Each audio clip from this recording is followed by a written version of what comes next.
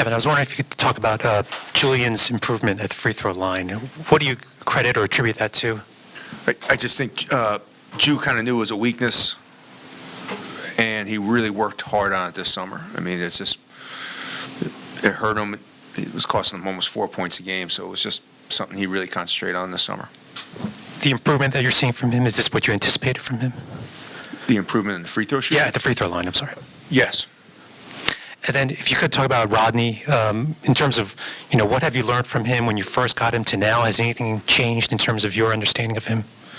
No, I mean, I think the best thing I can say about Rodney is he's really fun to coach. He's got a great love for the game. He loves working on his game. He's a great teammate. He's just been really fun to coach.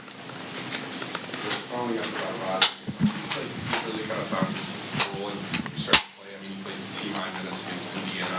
How much does having two backcourt guys, Jacobe and him, that can go 36, 37, 38 minutes help you as a coach? Well, I think the biggest thing with Rodney, again, is his plus-minus has been off the charts the last 2 weeks. The difference when he's on the court with the difference of when he's off the court has been huge. And it's just, again, trying to surround Derek and Ju with guys that can really shoot the basketball. I just want to ask your theories about some substitution thing. That at one point you said that Deshaun, Jordan, and Jay, I want to say all at once, kind of bring in multiple bench guys. Is that just so that you can play the starting lineup as much as you can because of how good they've been, or what's kind of been your theory with the bench substitution patterns? It really varies tremendously depending on our opponent. Hey, Coach. Good to see you.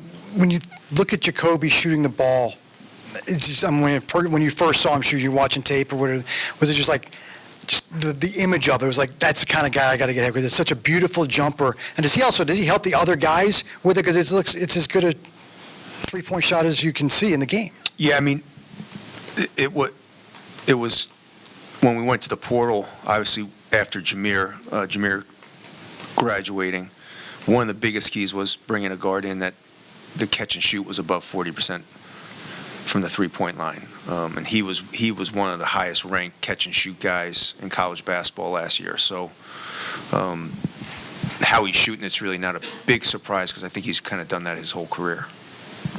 When you look at Wisconsin tomorrow, as far as matchup, the fact that you could go win a game with when it's going to be the bigs, and then next game it's going to be the backcourt. You guys have to shoulder the load. When you look at this matchup, how do you see that? Is it more balanced in that regard? Yeah, I mean, they have much bigger guards. Tonje's obviously a 6-year guy, big guard. Klexman's a senior, big physical defender. Krau's an older guy.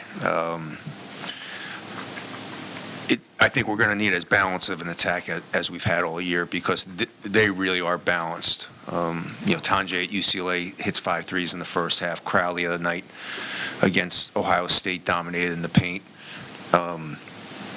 They are really balanced. I think Greg did a great job in the portal, and he also has guys that have been in his program, and they're as balanced and as good a shooting team as we'll see probably all year. Hey, Coach. I think in either the post-game video or either Chris Knock, you were just talking about the post-game. You mentioned that after the Illinois win, you guys were knocking at the door and picking up that first road win, and obviously being able to follow it up in Indiana. But just kind of coming off that 2-game stretch, does it feel that there's a little bit more confidence or guys a little bit more loose, just kind of being able to finally answer that? No, we were pretty confident. And I guess obviously going into tomorrow, but just kind of looking big picture, I guess, what do you feel like kind of gives you the most confidence about where your team is at right now?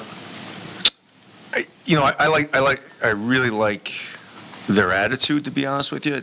I think they understand kind of where we are. They understood how tough January was going to be, as many games as we had to play in January. So they really kept a great attitude the whole time. With a couple of tough losses on the road, they kind of just, I think it was their attitude more than anything that was really refreshing. They had great attitudes going into the Nebraska game, and then obviously at Illinois, they understood the game plan really well. They had a good feeling. It's been a good vibe all year with this group. They're fun to be around. They're fun to coach. They're a good group of guys. I think over the last 2 games, Jacobe has 17 assists, 4 turnovers, and every time it seems like as each portion of the season, he kind of talks about I just want to get comfortable, want to get my teammates involved. But what do you feel like he's kind of clicking with in these conference play? I just think he's getting used to the conference more than anything. I mean, his first time through it, seeing different defenses, seeing the size and physicality of the league, I think he's just getting a much more comfortable with the type of defense that's played in the Big Ten.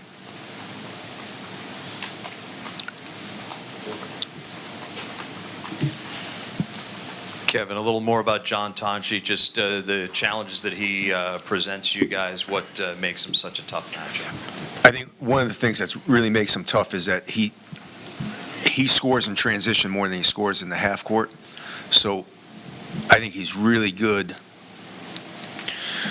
He's really good at just understanding who's guarding him. You could tell he's an older guy. If he has a smaller guy on him, he's going to drive him hard right and use his physicality and his size to him. If he has a big guy on him and the big guy tries to give him space, he's just going to shoot over him. He shoots the ball at such a high clip. Obviously, I don't coach him, but he just seems like he's a very smart basketball player. He doesn't seem like he just understands who's guarding him. He reminds me of an old NBA vet that just doesn't get sped up, doesn't get frustrated, and is just going to kind of take advantage of what the defense gives him. There's games where he doesn't shoot the ball for 5 or 6 minutes, and the next thing you know, he has 14 quick points. I mean, he's that talented of a player. And you knew you guys would be a better three-point shooting team this season. At what point did you realize how much better you guys would be this year and how you'd be able to sustain it in league play as you have? Just in the portal, I mean, Selt shot 40% on catch and shoot threes. We knew how good of a shooter Rodney was just because of watching him in high school and even his limited play at Virginia Tech, and then obviously Kobe's numbers. So just that alone, adding those 3 guys was just really the focus to help protect Julian and Derek. Mike and then Pete. Coach, I have a question just about Tafara from, getting to understand him a little. He told me sometimes, it's a confidence thing for him. Just for you, how as a coach have you instilled that confidence in him? Obviously, he shows flashes all the time of the plays he's able to make. And is that style maybe a little different for him as to other coaches? I lost you for a second. I apologize. No worries. Just instilling confidence in Tafara specifically and getting the most out of him, Yeah, I mean, I think, Tafara's been very patient with understanding sometimes his minutes haven't been where he probably wants them, but he knows through practice and all, the way we work and the way our individual improvement, how much confidence we have. And I think Tafara's been, he's added 25 pounds since he's gotten here. He's worked really hard on his game. I think his confidence, comes from the fact of how hard he works. Mm-hmm. And I'm aware he was someone who was recruited here even before, you were here, just obviously a low relationship there. And you kind of were adamant about bringing him in here. Just what did you see in him and why was he someone that you wanted to bring to your program? He's a great young man, first off. In the portal era, you really got to be careful who you bring in and add to people. And Tafar's one of those, you love being around him. He always has a good attitude. He always has a smile on his face. Those guys didn't get in the game, and they were just as happy as anybody after the game. And I think he's a pro. I don't think he's there yet, but I think he has the ability. He can shoot the basketball. He can put the ball on the floor. just think he has unbelievable potential, and and his character really helps him. Kev, with watching Derek, as a freshman, despite the talents, you're going to have the up and downs of that. To see him fight through a couple of games where he didn't look like he had his best, to come back and play really well again, how comforting is that? And what did you see it take to get to that?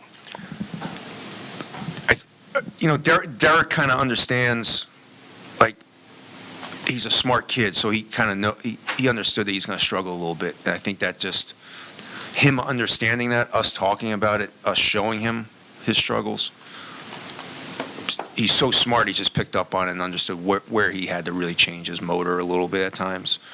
And I think, again, this league will challenge you, especially still since we're in the COVID year, seniors. I mean, he's going to go up against two of them tomorrow night. So just from that standpoint, he also has a lot of confidence in himself. So we never really had to worry about him losing his confidence. Anything else? Brandy? Hi, Coach. The university just received, one of the largest, amounts of money, but specifically a lot of it's going to go towards your program. Just being here a couple of years, how gratifying is it for you that you, continue to carry on the Maryland basketball tradition and people want to literally invest dollars into your program that you have? Yeah. I mean, one of the biggest draws about this program is everyone talks about the DMV and the recruiting stuff, but we have 400,000 unbelievable alumni.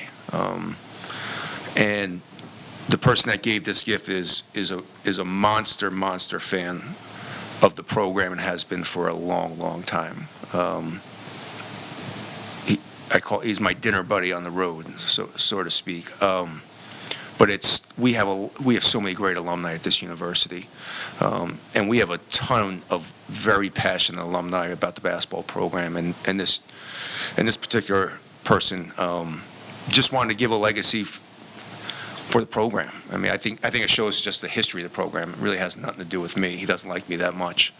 I think it has more to do with how great this program has been. Thank you, everybody. Thank you.